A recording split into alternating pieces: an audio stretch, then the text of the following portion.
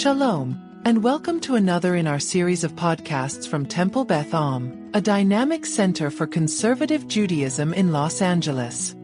This is a recording from our Lunch and Learn series with Rabbi Adam Kligfeld. I want to start with a upper-level reflection on what a sabbatical is and why it exists, right? And we know the answer, but it's still worth talking about, right? Sabbatical, the notion of sabbatical emerges from our texts. It emerges from perhaps the most Jewy thing ever contributed to society, which is that work must pause. Right? The Torah really introduces the idea that whether you're a god or you're a person, whether you're a king or you're a servant, that there is great merit to productivity and great merit to doing things about 6 days or years in a row. And then it's good and critical for the human condition to do something different, to pull back. Right? That's what Shabbat is. That's what Shemitah was for the land. That's what Yovel was for society, 7 Shabbatons on one another. That's what professional sabbatical is in only a very few careers. And that isn't how it ought to be. It really isn't how it ought to be. I think anyone who works hard needs and deserves an opportunity to pull back from that intensity and experience life differently than you do on a weekend, which is important, differently than you do on a vacation. Heschel wrote this about Shabbat, but again, the weekly Shabbat is just a microcosm of the notion of Shabbaton. In the tempestuous ocean of time and toil, there are islands of stillness where man may enter a harbor and reclaim his dignity. I don't want to overstate it. I had plenty of dignity on February 15th, and this community and this work confers upon me plenty of dignity. It's not lacking in dignity. I was not being mistreated, God forbid. But dignity shouldn't be circumstantial. Dignity shouldn't be reliant on external factors. And I definitely know more of who I am as a human being at the core, and more of who I want to be as a person and as a rabbi than I did 6 months ago. And in a way that is different than what it would have transpired had I just been here working, which would have conferred a different kind of dignity. And Heschel says later on in the Sabbath, he must say farewell to manual work and learn to understand that the world has already been created and will survive without the help of man, just like God had to learn on the 6th day of creation.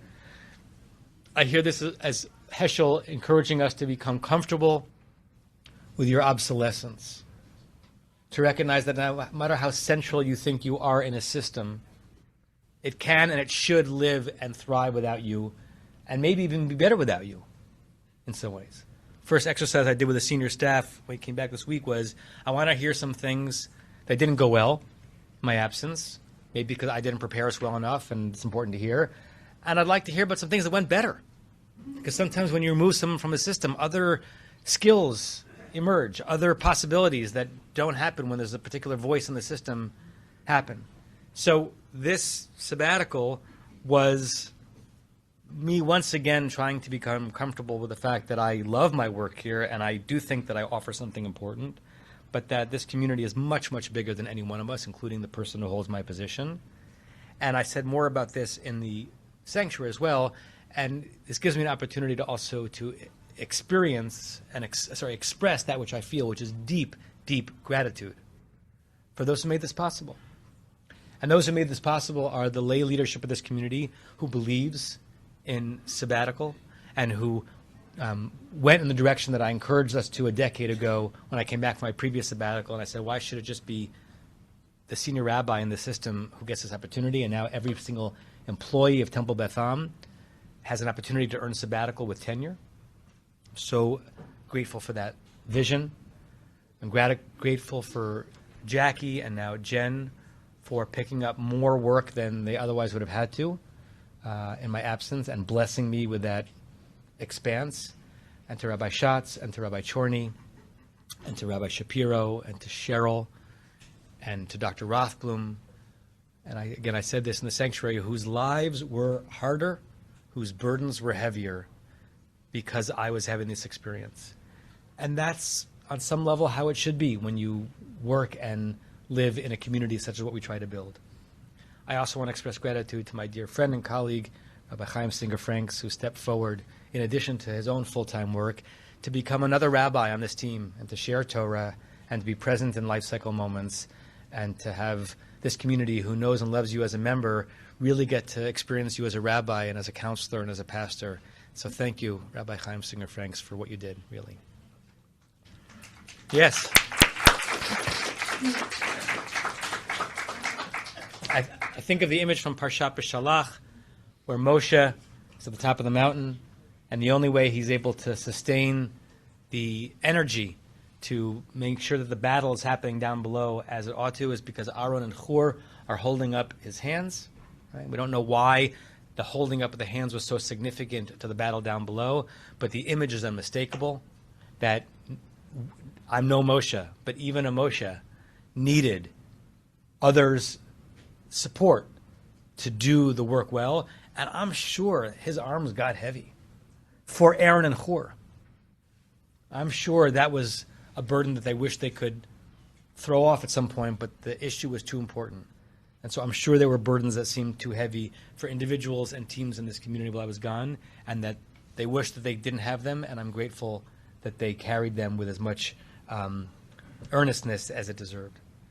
And I hinted at this before, but I'll say it explicitly. I don't have this power, but I wish I had the power to confer upon every person in this room, in the work that you do, in the professions that you are in, a sabbatical, because you deserve it no less than anyone on this professional team. It's not the way society's set up right now, to my chagrin, but I'm more convinced than ever that it's not just a prize. It's something elemental about what it means to be alive for a short period of time and want to experience more than one thing in a significant way. I want to share with you a brief chronology of what I did in the sabbatical. I packed a lot in. I'm someone who likes to pack a lot of things in. I started with a meditation retreat, exploring a new type of meditation for me, based on the work of Paul Douglas, Douglass, called heart-based meditation, that those who were in my Friday meditation got a taste of. It took place in an interesting place, and we'll come back to it later, a Shivananda Yoga Retreat Center and Ashram on Paradise Island in the Bahamas. And what's interesting about it is that on the one hand, this Paradise Island is a narrow strip of land. On the one side of it was the Atlantis. You've all seen advertisements for this massive, all-inclusive resort, which is just a homage to American consumerism. On the other side of the retreat center is where one of the cruise lines owns the land, and that's where they dock. And when you come off the cruise, you spend time there, and there's dance parties, and there's martinis and frozen margaritas, and you're in a pose, and all of a sudden you're hearing the Macarena, and in between is this very beautiful Spartan retreat center that is owned by the Shivananda sect of Hindus. It's the most of all the places I've been to that kind of were new for me as a religious Jew being there. This was the frommest non-religious place I've been to. They're really frum about their Hinduism, and I didn't realize it's an active ashram. Like when you come in, you're asked to have a moment with the yogi, and you're asked to bless all of these things that I didn't really want to bless, and the people who run these ashrams and who live there and who are the trained yogis, they are Israeli.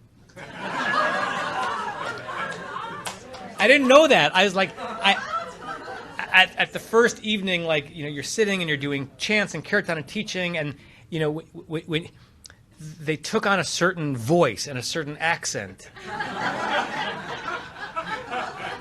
and I'm trying to get into it and hold back my discomfort with being in a place of true avodah zarah. And then afterwards, I happen to be walking near them like, "Hey, matarotze lachat erev, Yoshelo and Yotzekach." Like they're just like Israelis who converted to Hinduism, God bless them, and they run this ashram. It was so funny.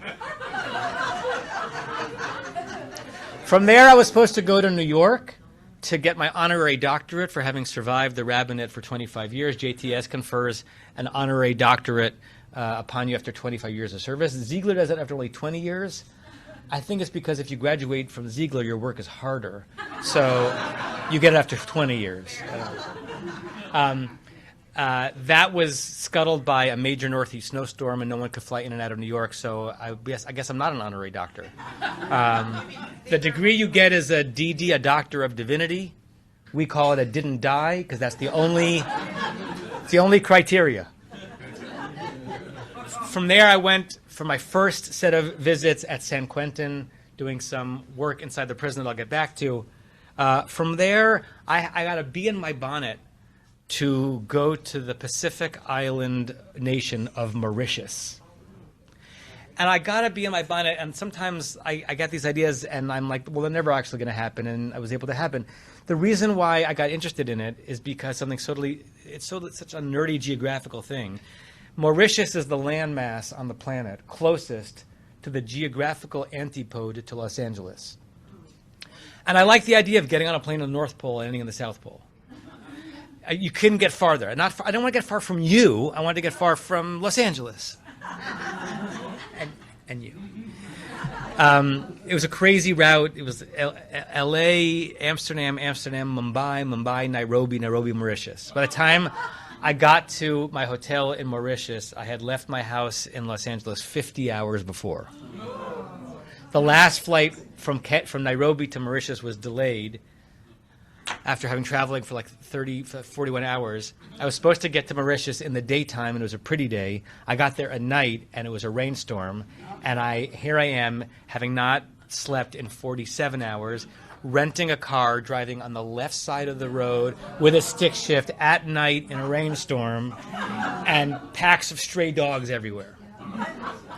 But then I woke up in an extraordinarily beautiful place. I went there to just check a box off, but in my explorations about going there, I found something amazing about a Jewish history of Mauritius that I did not know about, which means that something about my instincts were worthy, and I'll get back to that. From there, I went to Mumbai, and I had the great honor of serving as a scholar in residence of the Knesset Eliyahu synagogue, one of the historic synagogues in the city in the center of Mumbai. I stayed at a hotel nearby. Some of you know Michael Gruzd, who used to live in the area, lives out in Palm Springs right now, still feels connected to Beth Am, but not an active member. He's a travel agent, and he's been everywhere, and he's sent people everywhere. And I said to him, I don't know anything about the city. There are 40 million people here. I need a hotel that's in a safe neighborhood, walking distance to the synagogue. So he booked me a hotel. And the name of the hotel, this might register for you, it didn't register for me at the time, was the Taj Mahal Hotel. Right. So when I checked in and I was like just reading the literature in the hotel, then it struck me this is where the terrorist attack took place in 2007, 2008. Like over 150 people were murdered in that hotel. The Chabad rabbi of Mumbai at the time was murdered. And there I was staying there. It was perfectly fine and safe. It's like it wasn't going to be hit again. You know, what are the chances? No. It's like joke. Why you always carry a bomb on an airplane? Because what are the chances there are two bombs on the same flight? From there, I went to Kashmir, and I'll say more about that later. The disputed northern territory of India, basically at the Himalayan mountains. Whatever you think India looks like, whatever I thought India looks like, I think of it as hot and dry. Well, parts of it are. This was more like the Alps. I mean, it was incredible to be in that part of the country. From there, I met up with Rabbi Schatz at a Lafel Zionism conference in Miami, and then I went back to Northern California for more time at San Quentin and Yankees opening day at the Giants, which I got to experience with Ilan Spar. I was supposed to be in Israel for the end of Pesach, And then from there, I was going to go to Dubai with a friend. This was purely R&R. But the war was happening, and the reason why I was going to be in Israel got canceled, and so the Dubai got canceled. But I had the tickets booked, and I had the value of it. So I spent the end of Pesach with dear friends in London, and the friend I was going to meet in Dubai, we went to Norway. It was kind of eeny, meeny, miny, mo. What's a place you can get to nearby that's on the same airlines that I had the tickets on, and that I hadn't been to before, and where you could have an interesting Shabbat. And we had a very interesting Shabbat in Oslo, which I'll tell you about as well, plus a fascinating encounter in the city of Bergen, which you might have read about on my Facebook page, meeting the one non-Jewish Zionist in all of Norway. Then I went to New Jersey for Rabbi Lucas's son's bar mitzvah, which was really nice, to celebrate him and to see what Rabbi Lucas is building in his community in New Jersey. Then I had another Scholar in Residence weekend opportunity on the shore of New Jersey at a synagogue in Oakhurst. It wasn't random that I was there. Their high holiday chazan at the synagogue is named Noah Kligfeld. And they bring her out a few times a year to do some davening. And so I offered them, I said, they were going to bring her out to do some davening. And I basically offered my scholarship services for them for free. So I went and spent a nice Shabbat. Noah did the davening, I did the teaching. It was really, really nice. And then I started CPE, this clinical pastoral education, this intense 3.5, almost 4-month program based in Springfield, Massachusetts at a hospital called Bay State. And that has been the bulk of what I was doing since end of April. Beginning of May, end of April. In addition to that, I was back in LA for 2 shul weddings. I was here, sadly, for the funeral of Freddie Rembaum. I was here for the shul gala to honor Jackie and Shani. I was here for Pressman's graduation, and I was here for another wedding in July as well. So that's what I did on my sabbatical, right? Like, what'd you do on your summer vacation? That's what I did. And I want to share a story from each of the major points in that trajectory. So first, from the retreat center in Paradise Island. So again, I'm comfortable. In fact, I almost delight in being, obviously I delight in being in Jewish settings, and I delight in being Jewish settings differently than ours, because I grow, I learn, I discover things about the Jewish experience that we don't experience here. I like going to the left and to the right religiously because not only can I take it, my Judaism grows as a result, and I like being in other faiths spaces. There are certain Jews who are uncomfortable walking into a church, right? In some parts of Orthodoxy, they will not walk into a church, right? I would be very sad if I feel very sad if I lived that way, and I think it's extraordinary to see other people's worship spaces, and I think it's a representation of a certain amount of religious humility to go into other religious spaces and observe. This was intense, right? It really is intense to be, for a religious Jew to be in a working ashram, even when the yogis are Israeli, right?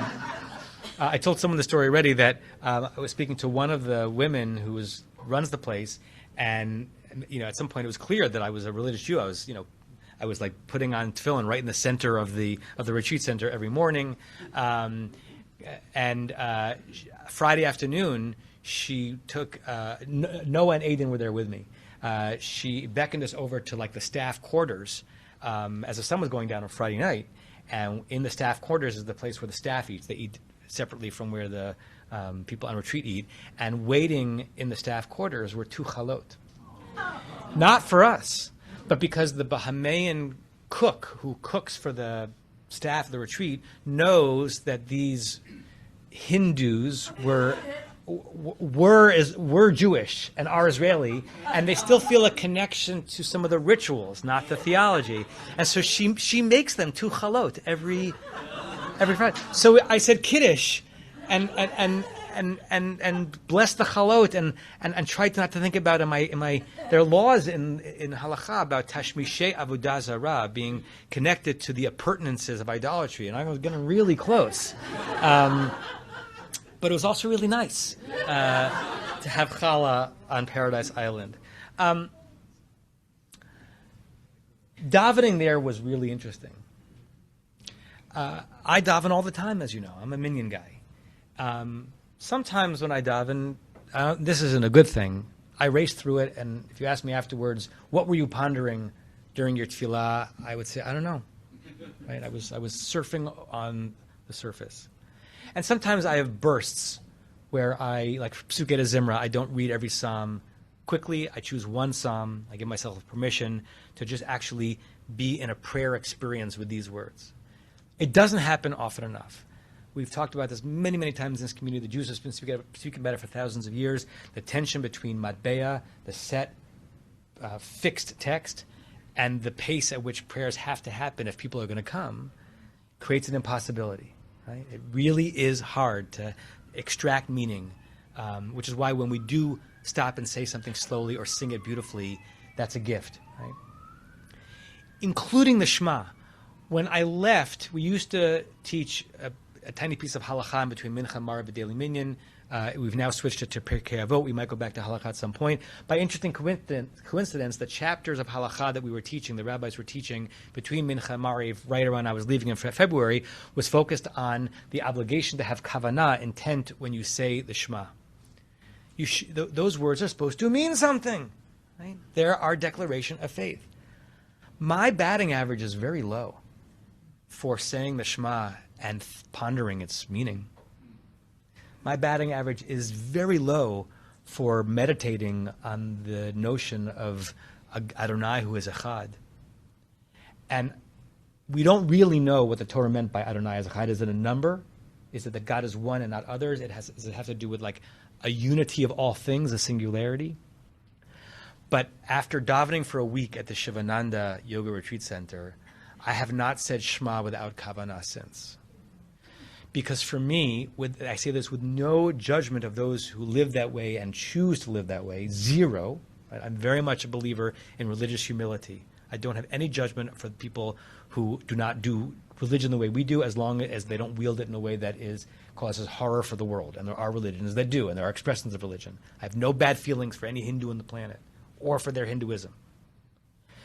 But it did make me think about and be grateful that week that all of their images of their gods represent a very different way of understanding how the world came to be than how we understand it. And now when I daven Shema Yisrael Adonai Eloheinu Adonai Echad, I pray it in contradistinction to other ways of understanding deity and deities in the world. And I don't feel better than them, but I feel more proud of our notion of Adonai Echad than I did beforehand. And so even though I went to that retreat center to learn a new approach to meditation, which I did, in some ways what came out most powerfully for me from that week was a renewed commitment to monotheism, to ethical monotheism, to really embracing what it means to say that even if you're not sure who or what God is, that God is an Echad, is something that we should be claiming more intentionally in our prayers and in our lives and in our belief structures. The other thing that came out is that even here at Temple Beth Am, where we've done a lot of work with Sovev and Hamalot and Learn and Sing and using Nigun, we have a long way to go before our prayer life can be anything close to what can happen in a Hindu kirtan chanting session for an hour. It's a different way of being. We're living busy lives here. We're not on retreat here. We're living our lives. And I wasn't taken by the words of the kirtan, but the rhythmic, no one's in a rush because there's nowhere to go because you're just going back to your tent to sleep. And the power of a sound building and of community being created through music. We get small bursts of it here, and we, the clergy, try to curate it, and it's better than nothing. But I feel like we're leaving a lot of money on the table every time we pray, and that there are forms of spiritual, ecstatic expression that sometimes are uncomfortable for 21st century urban Jews that our souls are probably aching for, even if we don't want to admit it. The reason why there was a phenomenon of Jubus, of people going and finding meaning and spirit in Buddhist collectives in the 70s, 80s, 90s, even now. And the reason why those Israelis are there is because wherever they grew up, they didn't get that. Their spirits were not touched by the tefillah that they experienced. And so I came back from that trip also yet more committed, not wanting to force anyone, but to invite more of us more often into more moments of intentional and almost ecstatic prayer. Right? When was the last time you felt ecstasy in this building? It shouldn't be a long time ago, and we shouldn't be embarrassed by it. But it requires some willingness to be uncomfortable. Okay, from there to the prison. I could speak for many, many hours on the prison experience. I told one story inside the sanctuary. One of the first things that struck me after the very loud clanging of the iron doors, right? Raise your hand. Anyone here been inside a prison? Oh, many more than I would have expected. Wow, what crimes did you commit? How much time did you serve? It's a big deal to walk into a prison and to have those doors clang. It's an even bigger deal to leave. Like the first day I was there and I just walked out, I was like, whoa, I can just walk out of here, right? And these people cannot, for good reason, right? But the first thing that struck me as I was trying to just assess the experiences I was having there, and I don't know what I was expecting, but I wasn't expecting this.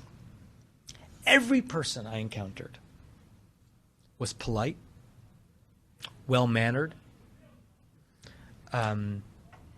engaged in easy and friendly interaction with me and with one another in a way that was so different than some of the hard edges that we see in our lives. It was striking to me. It's not that people are wantonly rude to each other all the time in this building, but the manifest politeness that I was exposed to was just not what I was expecting. And I don't know, I haven't figured out what it's all about yet.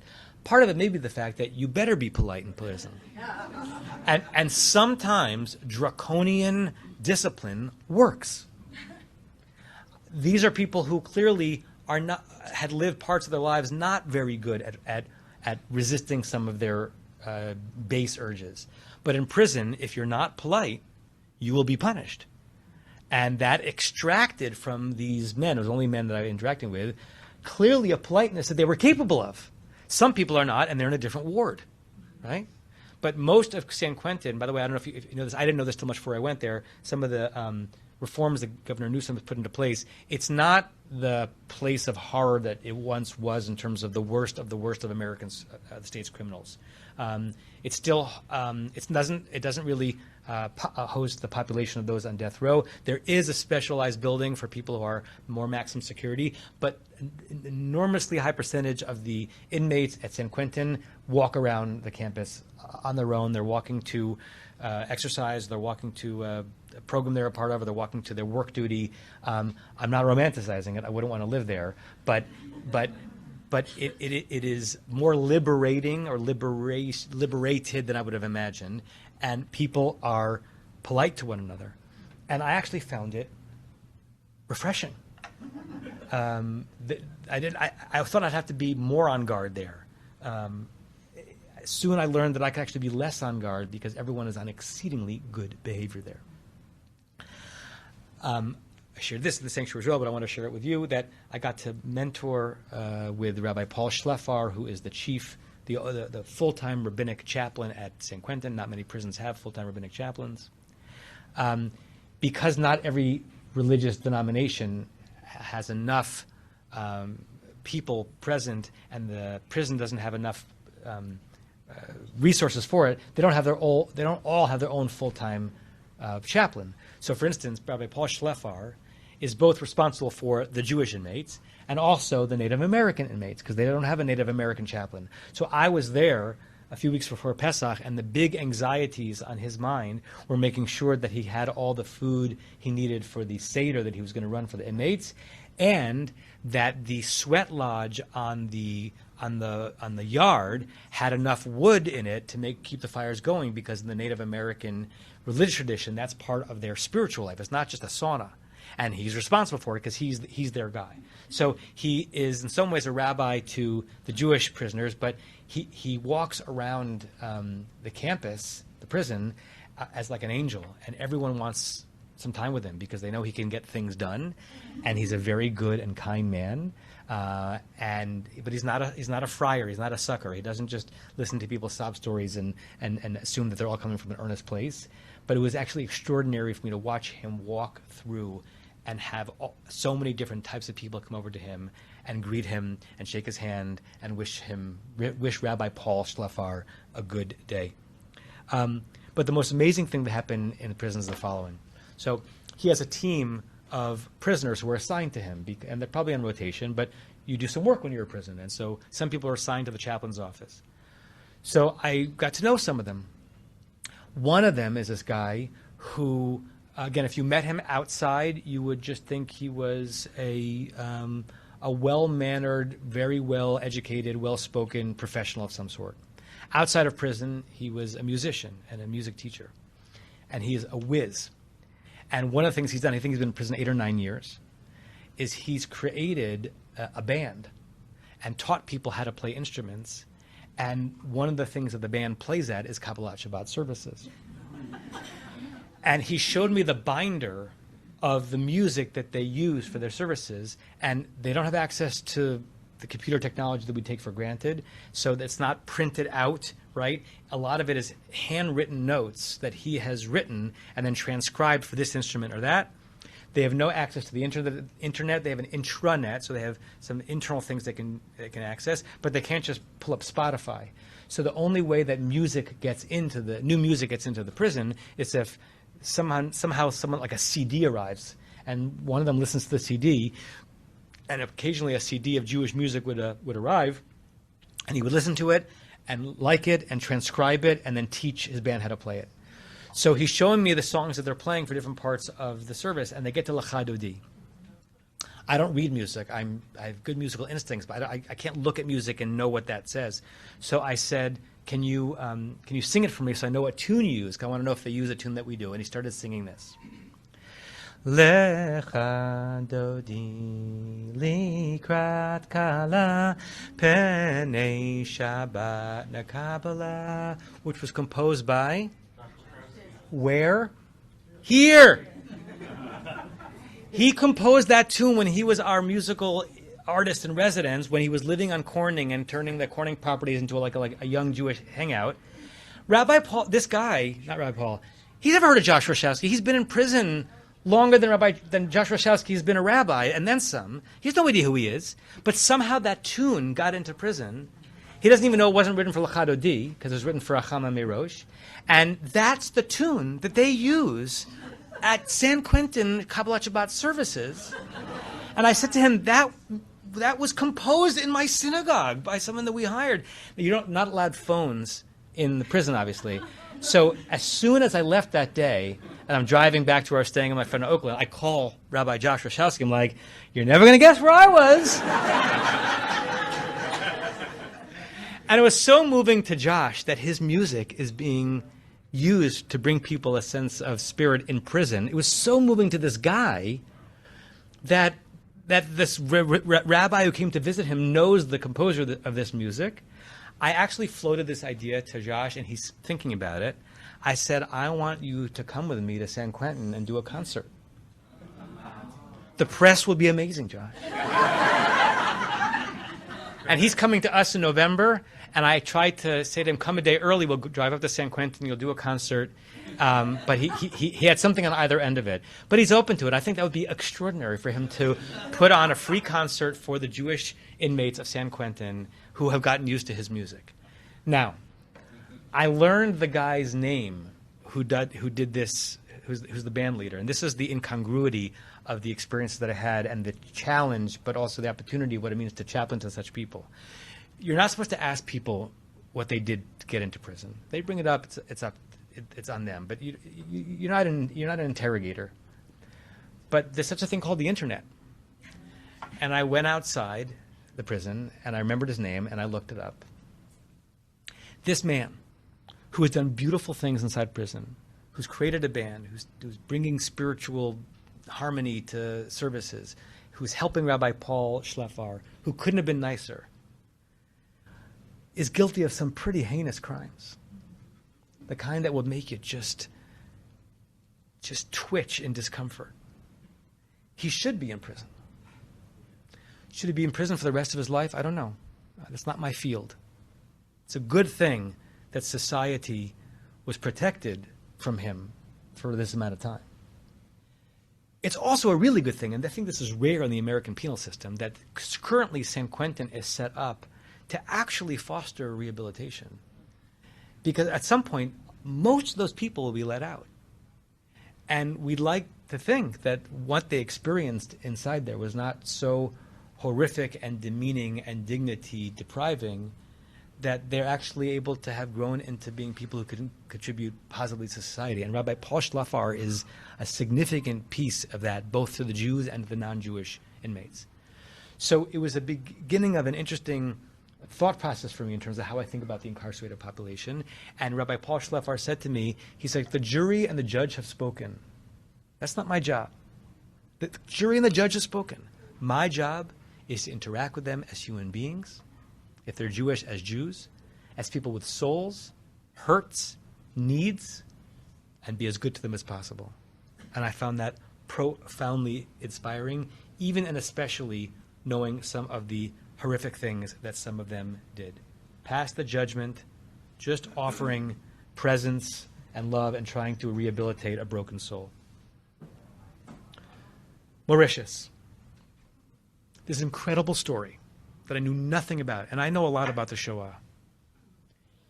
In the entire era of World War II and the Shoah, only once did it happen that a group of Jews arrived en masse, having escaped Europe, broke the British blockade, made it onto the shores of Palestine, got processed at Atlit, at that detention center, and then were sent away.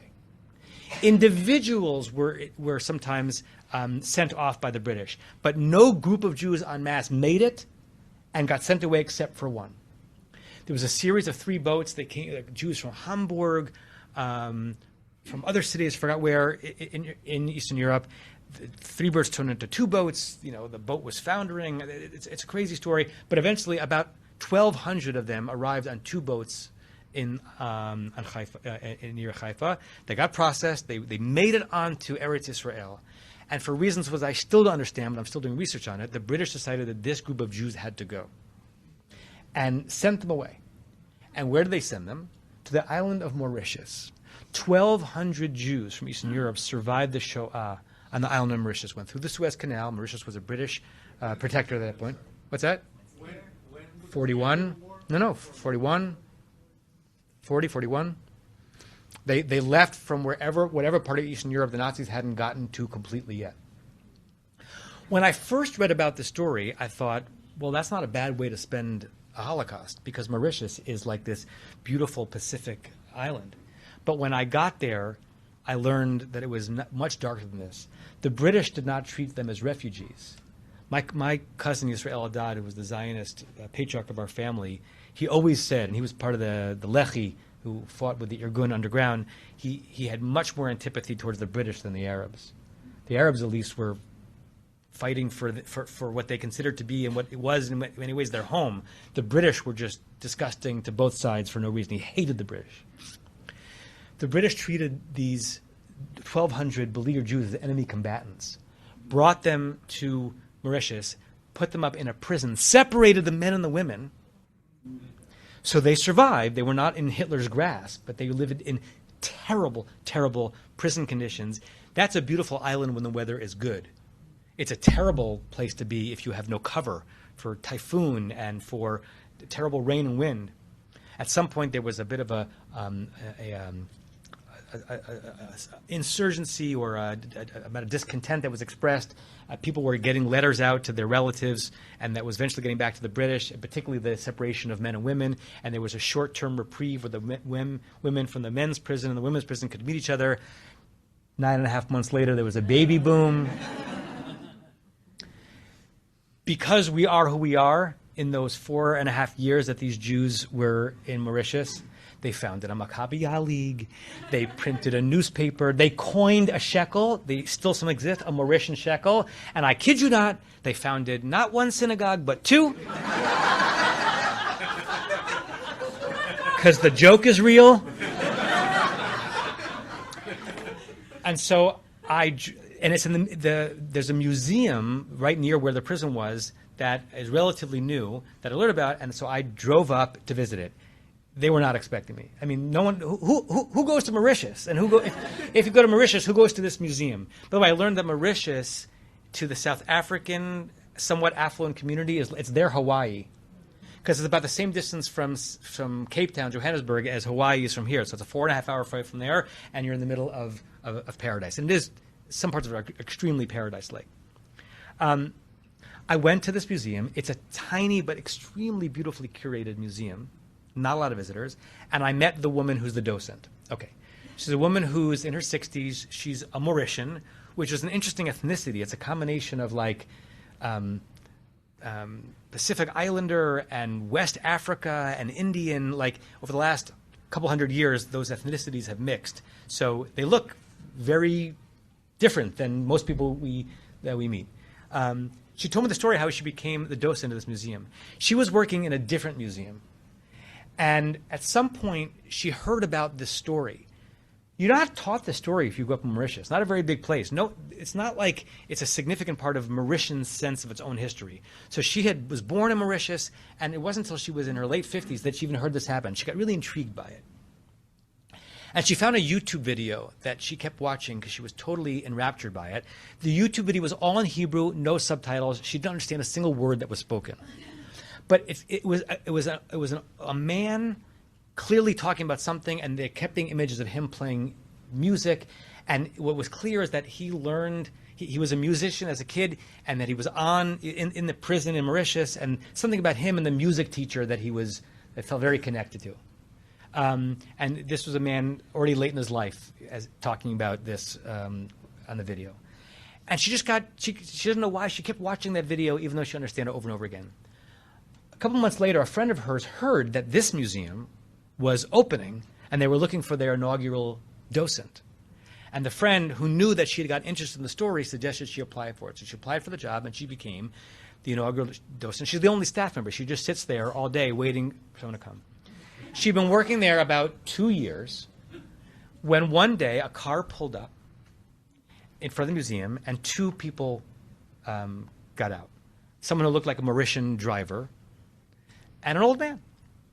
And she doesn't get visitors every day, and she was so happy to tour this person around. She started touring this person around the site and telling what happened here. And the man said, "I know what happened here. I was here."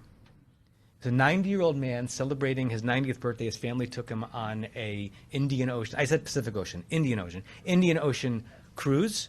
And that day, his children and grandchildren were shopping or playing on the beach, and he wanted to go visit this place. It was that man from the video. From the video that she had watched years before that got her into the story, showed up out of nowhere, and she got to tour him, and he got to tour her around the site. And just now a woman who's dedicating her life so that people know the story of the Jews in Mauritius. There's also a Chabad in Mauritius.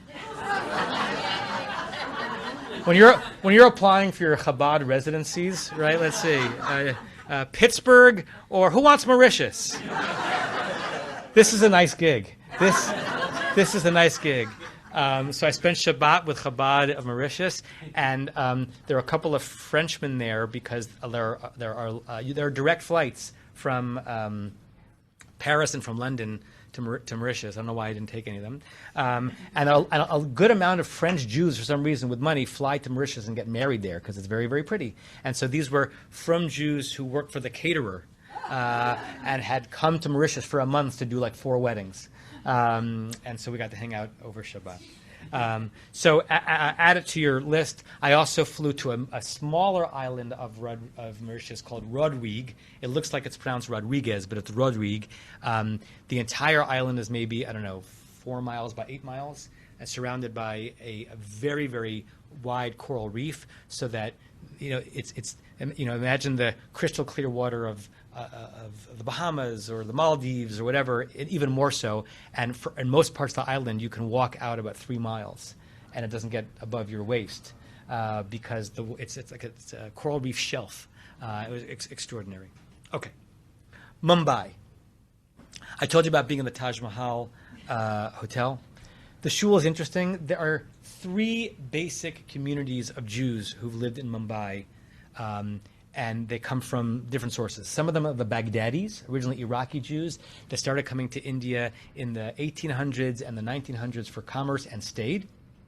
There are the Bnei Yisrael, who consider themselves to be the authentic Indian Jewish community, and there's some who like to trace their lineage back to what they think of as before the destruction of the first temple, when the 10 tribes were dispersed. Some of them ended up in India. They used to have very, very distinct communities and synagogues. Mumbai had many synagogues, and they still does have many synagogues, but not many that are active. And the Knesset Eliyahu synagogue is named after it was built by the Sassoon family. Right, that's the very, very wealthy Fidel Sassoon, very, very wealthy Jewish family, the Sassoons. And in the 1860s, I think, this was built by Eliyahu. I forgot what his English name was, for his father. And it's an exquisite synagogue. And they invited me. What's that? The Blue Synagogue. And they invited me to be like a scholar that weekend. And it was really nice to be able to just say yes. Most of the Jews in the neighborhood all daven in the same shul now. It's not a dead synagogue, but it's not a vibrant synagogue. They have paid minyanaires to make sure there's a minyan every week. The week that I was there were plenty of people there that wouldn't have required the paid minyanaires, but they have them to make sure there's always a minyan. In the Sephardi, the Indian Nusach is not Sephardi, it's not Ashkenazi, it's a hybrid, but they tend towards the Sephardi in that a lot of the prayer is said out loud by everyone. So Psuke de Zimra does not have one person standing up at the front saying the first and the last line. You do popcorn around the room, right? You say a chapter, and then you say a chapter, and then you say a chapter. And I was impressed that everyone who was there could say a chapter in Hebrew. So this is a community that knows what they're doing, even if they're not personally that religious.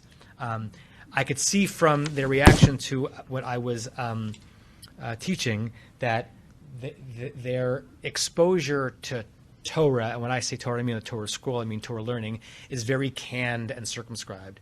They were hungry for insights and wisdom, and this is not a compliment to me. This is an indication of what it's like when you don't have access to real community and real leadership. They don't have a rabbi there. Perhaps the most interesting thing that happened was between me and the cantor and the chairman. So the person who runs the community is a guy named Chairman Solomon Sofer. He looks like he's about 193 years old. And he's the chairman of the fund, of the Sassoon fund that supports all of the Jewish life in Mumbai. And it's clear there's a tug of war between him and the cantor, because I was communicating them in advance. The chairman kept saying, yes, we'd like you to teach and give as many sermons and teachings as you can. And the chazan was like, well, we don't need that many, right? And he was not very comfortable in yielding his bima. So the chazan made it clear that I was not invited to come onto the bima Friday night, that I could speak at the dinner. I'm like, I'm not here to pick a fight. So I'm in the shul Friday night, and the chazan is leading services, and the chairman is up on the central square bima in the middle of the room. And services are almost over, and all of a sudden the chairman, almost like Dick Van Dyke in the last scene of Mary Poppins, like having to push himself up on his what do you call it, staff. He gets up, and I did not know this was coming, and the chazan did not know this was coming, and say, "We are so honored to have Rabbi Adam Kligfeld from Los Angeles, who's going to come onto the beam right now and give a Dvar Torah." And the chazan made it very clear in advance that I was not. But I always have a Dvar Torah in my back pocket. So I walked up. I had to walk past the chazan, and I shared some Torah.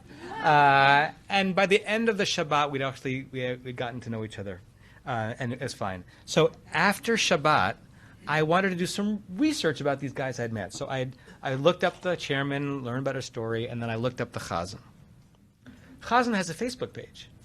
And it's filled with like normal Chazni stuff, like him picking out etrogs for Sukkot and Jewish music. And I also noticed that, you know, like on Facebook, you can post these like quotes, and I don't know how to do it, but it's like it's got its own background and it's slightly catches more attention.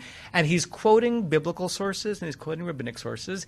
And there's an interesting number of quotes that he puts on his Facebook page from the New Testament. And I was like, okay, you know, I spent a week in an ashram. He can post the New Testament, but there were a lot of them. And I had his email address because we had communicated beforehand. So I sent him an email thanking him for his hospitality and for yielding his bima to me and how nice it was to be there. And I figured, I'm just going to ask him. I said, I have a question for you. I'm totally curious. I know I quote from non-Jewish sources in my sermons as well, but you seem to have a lot of quotes from Corinthians, you know, on your Facebook page. And he said, thank you for asking. I love speaking about this. Recently, I was born again. And I'm happy to share the light with anyone who wants to hear it. And I'm so happy. This is a guy who grew up in Mumbai and in Israel in the yeshiva world. I went to Yeshivat Porat Yosef, which is a very serious yeshiva in Jerusalem. And I'm happy to finally have a religious life that's less judgmental and less angry and less, you know, and less of an imposition. He's a Messianic Jew. And it left me with a very, very challenging dilemma. Because I don't know if his congregation knows. He's the only religious leader in Mumbai, aside from the Chabad. He knows the davening and their nusach really well. He's extremely skilled. If he wasn't there leading services, I don't know who would, not the chairman. But he believes that Yeshua is the Mashiach, and he wants to share the glad tidings with anyone who wants to listen. And that's a very serious religious offense in our tradition.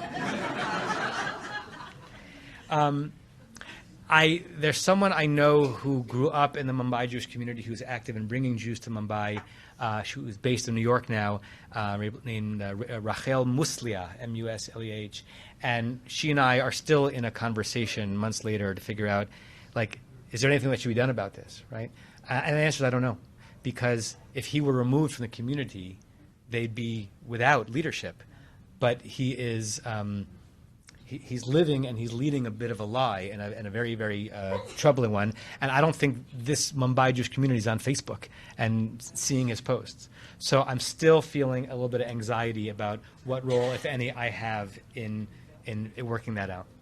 Okay, almost done. Kashmir. Fascinating place. I had been in Mumbai. We flew from Kashmir to the capital, from Mumbai, the capital, in Srinagar. There were 4 of us in a car. It was me, the Jewish rabbi from America, Pavan, the guy who I met on the who ran the retreat center I did in India 10 years ago, who was born and raised in Mumbai, but also spent a lot of time in Texas, who is of Hindi descent, but he's not a protecting Hindu. A guy named Sajid, who was one of the Kashmiri workers at the retreat center 10 years ago, who got me interested in Kashmir. I was the first Jew he had met. He was the first Kashmiri I'd met. Pavan is still in touch with him. He's now a model living in Mumbai, but his family's still in Kashmir, and he's a very frum Muslim. And his cute Nepalese girlfriend, who is a social influencer on Instagram, and Pavan's dog. This is the crew that's traveling through Kashmir. We're driving up from the capital up to the hills that really look like the Himalayas. It was Ramadan. And we're driving on the back roads because Sajid knows the back roads, driving through one Muslim village after another. Some of them are Sunni, some of them are Shia. The Shia villages are all festooned with Khamenei. Khamenei had just been dealt with. And you know, it's not a small thing to drive through a Shia Muslim village in the weeks or months after Khamenei was assassinated as a Jew. We had to go to the bathroom. We pull off to the side of the road. It's snowing. It's snowing in March. And we go into this building on the side of the road that is, you could call it a restaurant, but it's just like a hut. And we walk in, and it's Ramadan, so no one's eating there, but there are these young Muslim men who are like kind of all sitting around a table talking to each other. And because we all have our biases, right, they looked like they were plotting the next terrorist attack, right? I say this with a smile, but also with it, like, because we've been trained in some ways for good reason that people who look a certain way must be involved in certain nefarious things. They were just hanging out on a fast day and talking to each other, of course. We went to the bathroom, and they're wearing those long woolen kind of coats. And they all have the traditional Kashmiri Muslim beard. And on the way out, they stopped us because they wanted to serve us tea. And even though they were fasting, they knew that we weren't. And they're very, very hospitable, right? Kind of like when you meet the Bedouins, right? They have a very profound cultural urge to be hospitable. And it hurts them if you leave without eating. So they made us their Kashmiri tea called kaveh, which is delicious. I brought some home. And I'm sitting and talking to one of the Kashmiri men, and he's really trying to sell us on something. He wants us to hire him as a tour guide or whatever. His English is not great, but we can communicate a little bit. And he asked me where I'm from. I say America. He says, what? Where? I said, California. He says, where? I says, Los Angeles. He goes, Los Angeles? Los Angeles? I love Shakira. I love Shakira. Like, that was his association? That he loved Shakira? It's like, okay, not what I was expecting. 30 seconds later, I got a text on my phone from a member of our community who knew I was going to be in Kashmir, that I discussed the trip with, who was nervous on my behalf, who's an entertainment lawyer. And he was texting me to see how I'm doing. He was texting me from where he was in Lyon, France, for a concert of one of his clients standing next to her. He was standing next to Shakira. So I told him to take a picture, and I showed it to the guy. I'm like, Shakira! Just convincing him that the Jews really do run everything.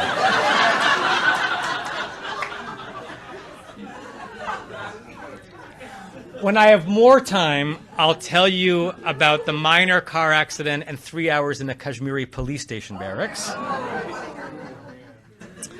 I will say that although the population of Kashmir is monochrome in terms of its Muslim identity, we're in many places where just by swiveling around, you could see, and it was obvious, that you were with Muslims and Hindus and Roman Catholics and Sikhs and a Yid. So what I learned is that, you know how, like, if someone who's never been to Israel, whose assumption is that Israel is a dangerous place where there are always terror activities and you would never want to go, and there might be certain times where you and I feel slightly more nervous to go, but we know that that's not what Israel is like most of the time. That's how Kashmiris feel about how we feel about Kashmir, because they know that the story of Kashmir is the most militarized place in the world, and there are terrorist activities everywhere. And Kashmiris themselves, the militarization is an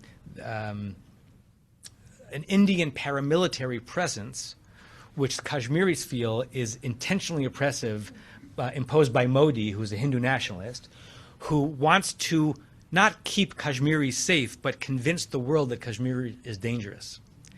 Because, I mean, granted it's a small sample size, but there's nothing that I was witness to in the week that I was there that showed any indication that one should be nervous walking around Kashmir.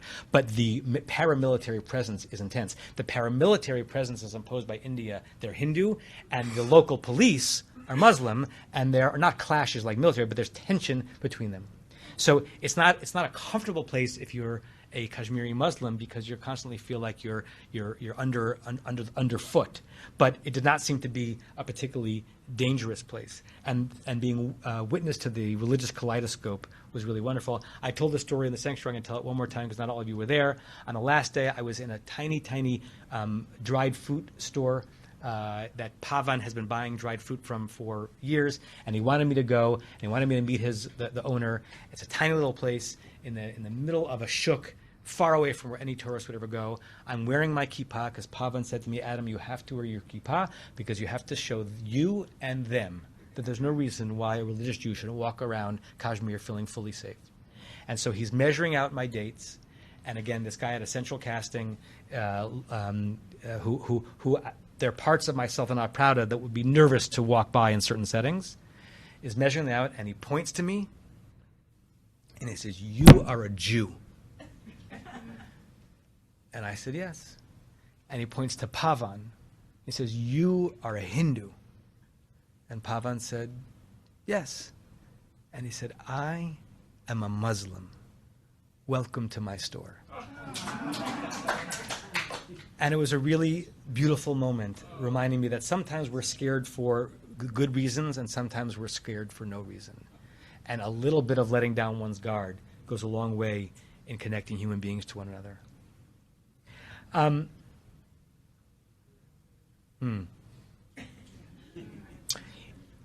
In Norway, we had Shabbat dinner and lunch at the home of the rabbi of the non-Chabad, the actual local community, Orthodox community. Whenever in someone's home, I like looking around and seeing what their art is and what books are on their shelf. Not one, but two Rabbi Elliot Dorff books on his bookshelf. So this is an Orthodox rabbi who knows what he's talking about. And he was wearing one of those all-knitted black kippot, not like the felt ones, black kippah. And on the kippah were numbers that represented a date. It looked like they represented a date. I don't know what they represented. Was it some like Kabbalah, some mystical thing, some kind of, what do you call it, gematria? But it's very obvious that he's putting that on his kippah. And so I asked him afterwards, what's the religious significance of those numbers on your kippah? He says, that's the date on which my favorite soccer team was founded. He roots for this particular soccer team in Norway. And I love that the Orthodox rabbi in Oslo basically it's like having a Yankee insignia on your kippah. Norway is very hostile towards Jews and towards Israel, not only by a plurality, but a majority of the posters and graffiti that we saw in Norway and Bergen are F Israel. Not a plurality, a majority. That is what festoons the city. And yet we had a beautiful Shabbat in Oslo, and I was talking to one of the guys at Kiddush who he looks Scandinavian. He's like very, very short cropped, light blonde hair, and his name, I forgot it, Sven? I forgot something like that. And we start playing a Jewish geography. His cousin is Janet Metzen Ehrman, and he was been at Beth Am. He was at Beth Am for an Ufruf or a bar mitzvah, the Ufruf last summer. Stearns, he's related to the Stearns too, right? Joel and Susan Stern. So I'm sitting here having Kiddush in Oslo, speaking to someone who was born and raised in Oslo and has been at Temple Beth Am. And that's a wonderful little small world story no matter where you go. The last little piece I'll talk about, and again, each of these can be expanded, is my experience as a chaplain at Bay State Medical Center in Springfield, Massachusetts. I did a unit of CPE, which is a very intense program, because if you were not a rabbi, but you were in training to be a chaplain, this is what you would do to get your professional credential. There were 6 people in our cohort. I was one of them. I was by far the oldest, and I was by far the most advanced in my career, because a lot of people are in training. I met this young guy named Joshua Maria Garcia, who has a very interesting story.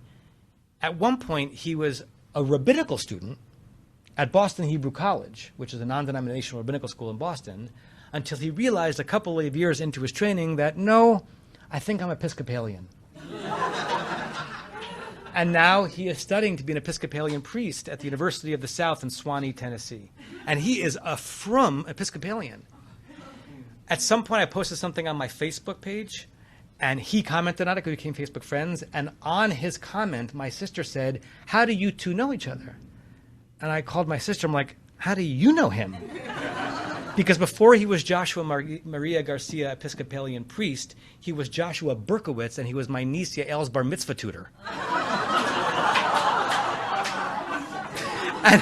and he was at her bat mitzvah, and now he was in my cohort. And we had some really interesting conversations, including my asking him, to convert to Judaism, you don't really have to know what you believe.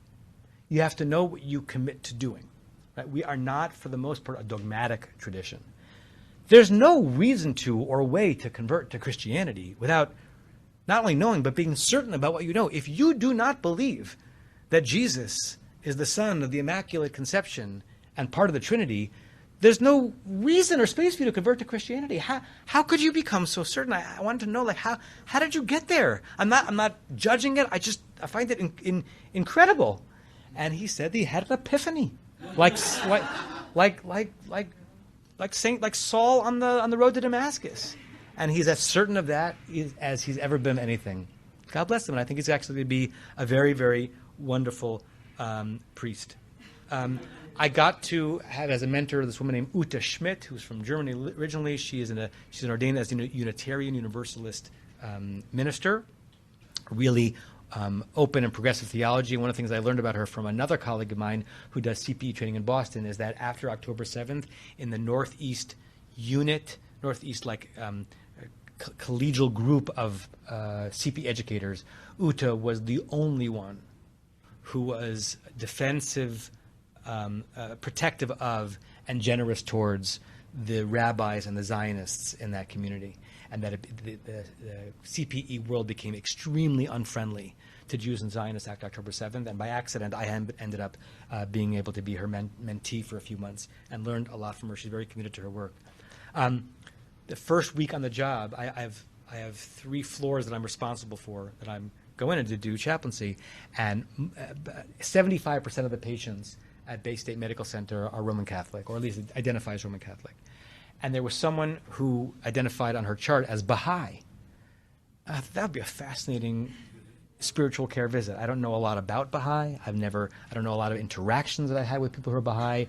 I'm fascinated by the notion of Bahaism as kind of an aggregation of lots of different religious faiths. So this would be an interesting challenge. I walked into this woman's room looking forward to meeting someone entirely new and different that I could learn from. It took about 90 seconds for me to learn from her that she's Jewish. She had some psychedelic experiences with a Bahai community in New Mexico in the 1970s, and she still feels sort of connected to them, and she puts that in her chart. But by the end of the visit, I was saying Amisha Berach for Rivka Bracha Bar Chana. And it was one of the few times in the entire time in the hospital that I could actually say Amisha Berach, because most of the time I was doing more ecumenical prayer. I went into the room of someone who was very, very sick, had been paralyzed, paraplegic for 50 years after a terrible bicycle accident, a very religious Jehovah's Witness. And by the second visit, it was clear that he was going to be dying. And it also became clear that he saw me as his opportunity to notch one more belt in his converting people to see the light. And it was an interesting dynamic because I go in as an ecumenical chaplain. I'm not there to convert anyone. I'm also not there to be converted. And this is a man who's dying, and I want to be kind to him and compassionate to him and empathic to him and be a chaplain to him. And he wants me to recognize, he kept saying, even the Hebrews know he's coming back, and he's coming back soon, and you better be in the right place. And I'm not going to do a tug of war with him. I'm not going to battle him, but I have my own integrity, and I had to figure out where the line was between being good to him as he's confronting the end of his life. I realized that I might be one of the last people he has a substantive conversation with before he dies. It was also interesting to be reminded that when your theology is such, and it's not mine, and I don't even know to what extent it's yours, and maybe it is more yours than mine, he expressed no fear about what was going to happen to him. Now, I don't know that it doesn't mean he didn't experience any. He expressed no fear because he was absolutely sure that he was going to close his eyes in pain and wake up in the kingdom of heaven. And because he was a Jehovah's Witness, he would be treated beautifully. And I remember myself feeling both weirded out by that certainty, envious, because if you see catastrophe in the end coming, to be relieved of some of the horror of imagining the aftermath of our own lives. And I saw pieces of that in lots of different rooms, because in certain parts of the Christian or para-Christian world, depending on how you consider Mormons and Jehovah's Witnesses, that is a certainty. and it relieves them from some of the anxiety, which, if you think about it anthropologically, may be why that is actually part of the dogma. Right?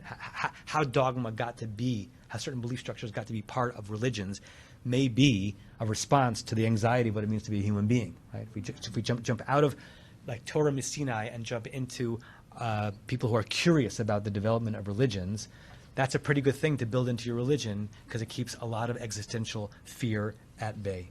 And I had a lot of end-of-life moments in the hospital, and some of that is going to come out probably in a Yom Kippur sermon as I ponder and meditate what I'm thinking of as the inevitability of decay of all things, of all physical and material things, of our bodies, of our health, of everything that we own.